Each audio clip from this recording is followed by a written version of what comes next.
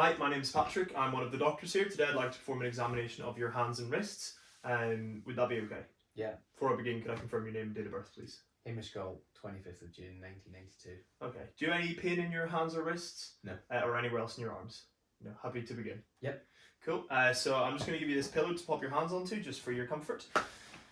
So first thing I'm going to do is just perform a general inspection of Mr. Galt at rest. So is he comfortable at rest? Has he got any walking aids, any adjuncts, any medications around him?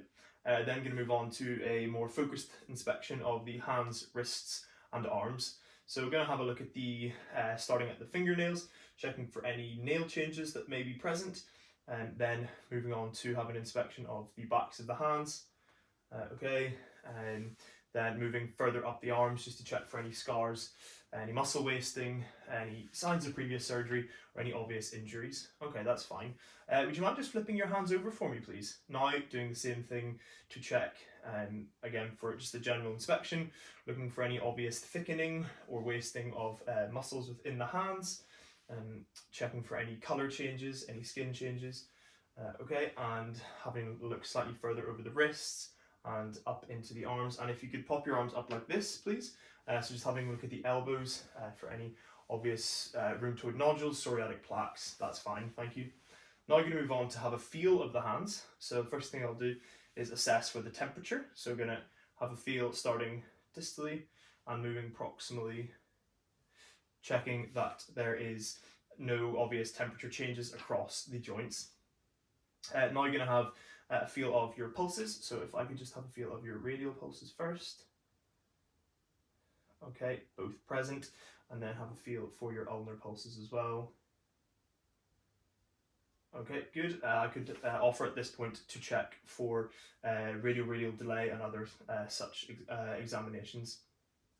Now I'm going to move on to ask you to, I'm going to check the sensation. So I'll check on the back of the hand for radial. Can you feel me touching you here? Yep. Same on both sides. And if you flip your hands over, so have a feel, check for a Dupuytren's contracture, feeling in the palms of the hands. I'm going to have a feel over the thenar and hypothenar eminences to check for wasting, and can also check for the median and ulnar nerves. So for the median nerve, I will check over the thenar eminence. Yep. You can feel me touching you, same on both sides. Over the index finger. Yep. Thank you. And to check for the ulnar nerve, I will check over the little finger. Yep. And over the hypothenar eminence Yep. as well. Fine. Thank you very much. Now I'm going to move on to have a feel of the joints of the hands themselves. For this, I will focus particularly on the right hand, but could offer to do it on the left hand as well. So I'm just going to take your hand if you don't mind, and I'm going to have a feel over the radial, or the ulnar and radial head, the radial head and the ulnar styloid, checking for any tenderness, any obvious swellings, any bogginess. I'm going to ask you to pull your thumb back like that, and I'm going to have a feel in the anatomical snuff box to check for any scaphoid tenderness. That's grand, thank you. And I'll have a feel across the carpal bones, again checking for tenderness. If you have any pain here at all, please let me know. Grand. Now what I'll do, using a bimanual technique, which involves both thumbs and index fingers. Firstly, I'll just do a metacarpal squeeze, check for any tenderness there.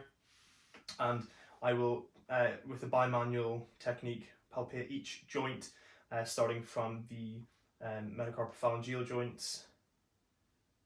Just again, let me know if you have any tenderness at any of these. And then check the interphalangeal joints, proximal and distal, across all the fingers. And have a feel at the thumb as well. Fine. Was there any pain anywhere there? No. No, and there's no obvious swellings or any deformities. That's fine, thank you. Going to move on to test some movements of your hands now. So again, focusing just on the right hand, I'm going to ask you to, if you lift your arm off the pillow, are you able to tilt your wrist back, so to check for the wrist extension, and can you flex the wrist down like that? That's grand, thank you. Can you extend your fingers out like that and make a fist? Grand, thank you. And if you pop your hand over, are you able to pop your thumb up into the air and down onto the hand? that's grand, thank you. I'm now just going to do some of those movements for you. So just checking passive movement. Fine, and checking movement at the thumb as well. Grand, okay, thank you. Now I'm going to test for some power in some of those movements, just to check for the different nerves. So if I stabilize your hand here, I'm going to ask you to raise your fingers up against me. Grand, okay, thank you. So that is the radial nerve intact with finger extension. I'm going to check index finger abduction for the ulnar nerve. Okay, that's fine. And then if you pop your hands over and point your thumb up into the air, and if resist my movement here, fine, so thumb abduction normal. Okay, that's cool. Thank you very much. At this point, I could offer some further tests to check for different power movements of the hands, so such as squeezing my fingers to check for a power grip. I could offer you a coin to see if you're able to pick it up off the table, and also to see if you could do buttons on your shirt to check for kind of fine control. Finally, some special tests of the hands. So first of all, we can do Tinel's test, tapping over the carpal tunnel to check for any tingling here at all. Check for any tingling in the distribution of the median nerve. And Phelan's test, if you pop your hands both like this and hold this for 30 seconds, and if there's any tingling across the hands, please do let me know, and that would then, that's fine, you can relax, thank you. That would also indicate some median nerve damage.